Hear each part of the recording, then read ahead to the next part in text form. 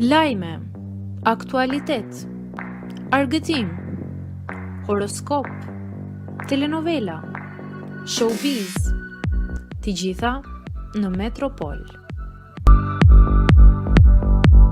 Bëni subscribe në faqen Metropol.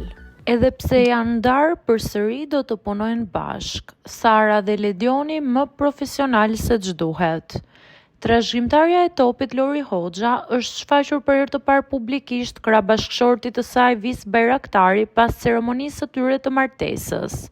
Çifti zgjodhi 10-vjetorin e fondacionit fundjavë ndryshe për të bërë këtë dalje publike, ku u pan të ulur pranë njëri tjetrit në sallë, të shoqëruar nga Sara Hoxha dhe moderatorja Grida Duma.